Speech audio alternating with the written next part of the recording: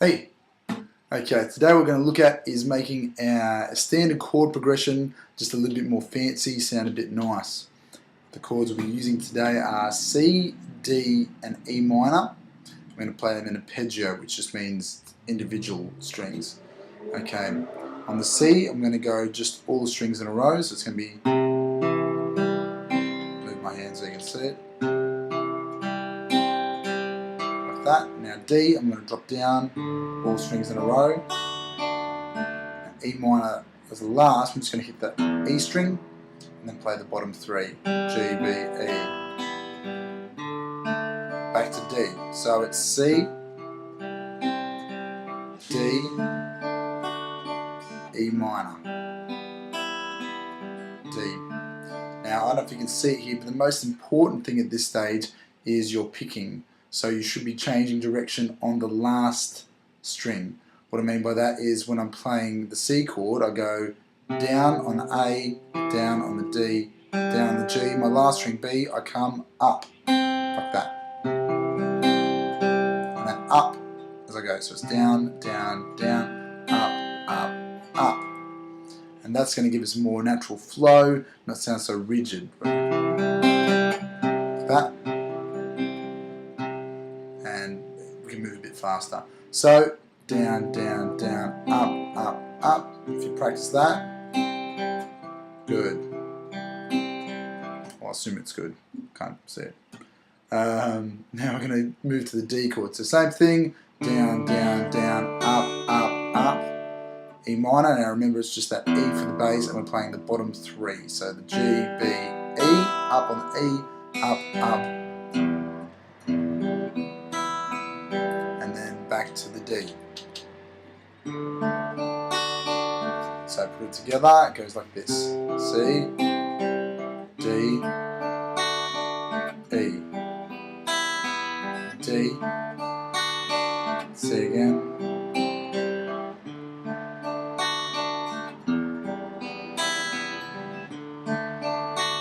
to end off we'll just go C, D, and E. Very good. Okay, now the first thing we're going to do to make this interesting is we'll change that D. Instead of doing the standard D, we'll go to a different one. Now the thing that makes chords movable is that the distances, the interval it's called, between the notes stays the same. So when I play F as a bar chord, it's totally exactly the same when I play F sharp, G, like that. When I play a C chord, we have is two open strings. The G is open and the E is open. So besides that, it would make a C sharp if I split it up, but we've got those open G and the E, so they didn't move. So it makes a pretty disgusting chord for a C sharp. So C.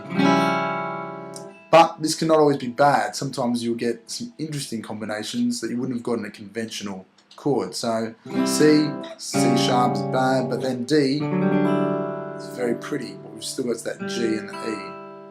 Okay, so if we replace our original D with this one, now I'm going to keep the picking the same as on the new D as I did in the C's. That makes sense. Watch this. Let's slide it up to the D. So it's those same strings. A to the B, E will stay the same, and then to the new D. Goes again.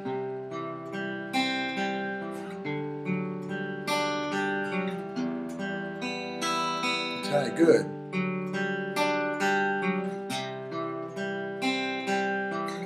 Very pretty. Okay. Now the second thing we're going to do is the E minor. So if you don't know about natural harmonics just placed by placing your finger right on the fret. Not actually applying pressure, just sitting above. For some reason they sound better when you lift them off straight away rather than keep it on. Lift it off like that. Now when I played E minor, even though we're holding it, I'm actually not playing those strings. Just playing the bottom three. So when you do your harmonics on the 12th fret, what you have is an octave, which means the next note up. So So this is an E, that's the next E up, it's a higher E. B, higher B, G, higher G. So if this is an E minor, then likewise this is going to be an E minor. Okay, it's one of my favourite little tricks. So instead of always doing the E minor, especially at the end of songs, do that kind of stuff. So what I'm doing is I'm actually lifting off rather than keeping it barred, which works, but to get more sustain on those harmonics.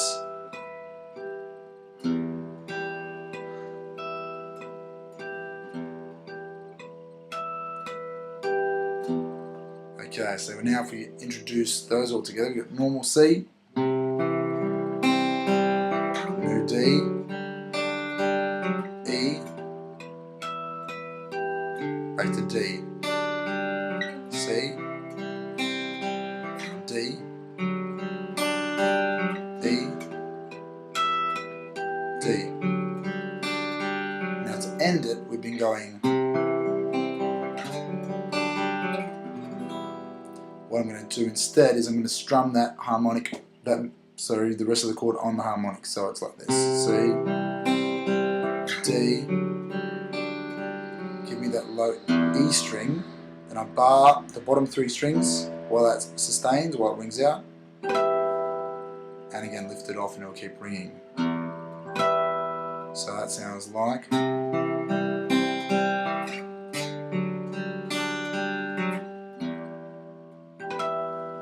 I often like to slow this down.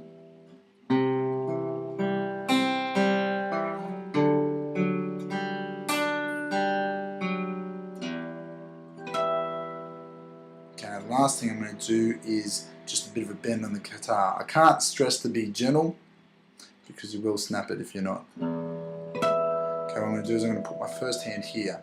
I'm going to push my guitar into myself. So push it against like that.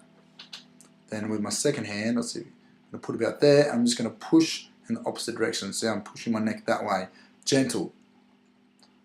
Like that. So dip back, and at the same time pushing like that. So they're going against each other. So we get a no.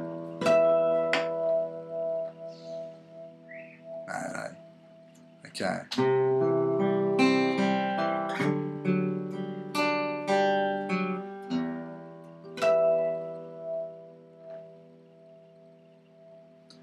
And that's a lovely way. I mean, you can end any song on that. You don't have to do the other stuff. You could be.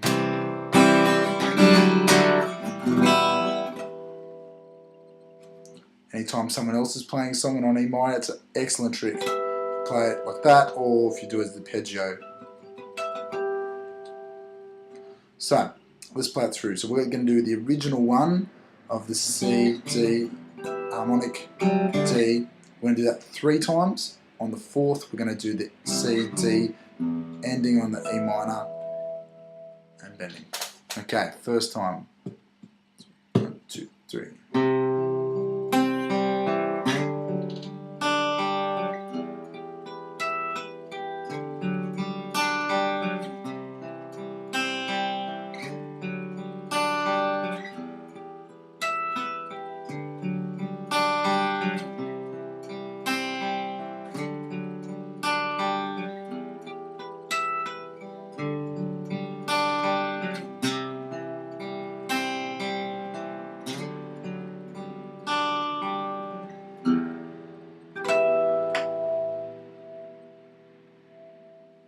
And that's it. It's out.